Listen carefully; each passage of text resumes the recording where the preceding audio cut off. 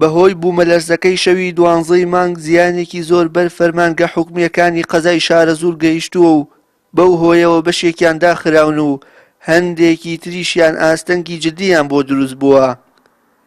یەکێک لە فەرمانگە حکومیەکانی قەزاکە کە ئێستا دەوامی تێدا وەستاوە کتێبخانەی گشتی قەزاکەیە کە بەشێک لە دیوار و سەقفی فەرمانگەکە ڕووخاوە. ڕۆژنامەنووسێکیش کە هەفتانە ڕۆژنامە بۆ کتێبخانەکە دەهێنێت دەڵێ بەهۆی بوومەلەرزەکە و فەرمانبەران ناتوانن دەوامی ئاسایی خۆیان بکەن. کتێبخانەی قەزای شارەزور لە ماوەی دروستکردنی ئەم کتێبخانەیە کە چەندین ساڵە لە قەزای شارەزور دروستکراوە ڕۆڵ و کاریگەری خۆی هەیە و توانیوێتی کێروێکی باشی خوێنەر بۆ خۆی دروست بکە و توانیوێتی خوێنەرێکی باش لە دەوری خۆی لە چین و توێژە جیاوازەکانی دەڤەری شارەزور بۆ خۆی کۆ بکاتەوە. کتێبخانەی قەزای شارەزوریش پشکی بەرکەوت لەو زەمین لەرزەیە.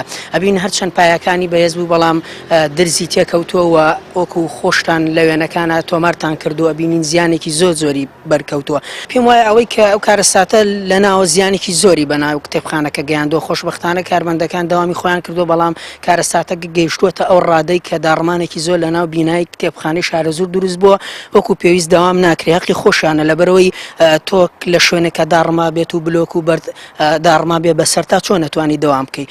قوتابخانەی شەهید دانا کە بە گەورەترین قوتابخانەی قەزای شارەزور هەژمار دەکرێت بەهۆی بوومەلەرزەکەەوە بەشێک لە دیواری بیناکەی داڕووخاوە.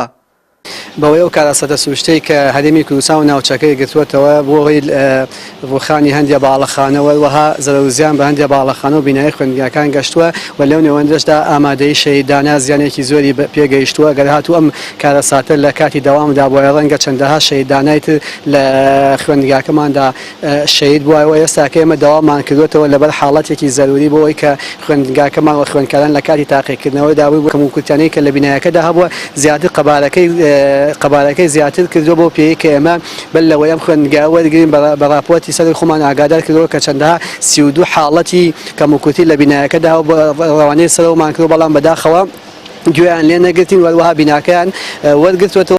چەند مزگەوتێکی قەزاکە زیانیان پێگەیشتووە لەگەڵ کۆلێژی کوردی قەزاکە بەڵام زۆرترین زیان بەر نەخۆشخانەی گشتی شەهید ڕەئوفبەکی قەزاکە کەوتووە و ئاستەنگی بۆ کارمەندان و پزیشکانی نەخۆشخانەکە دروست کردووە.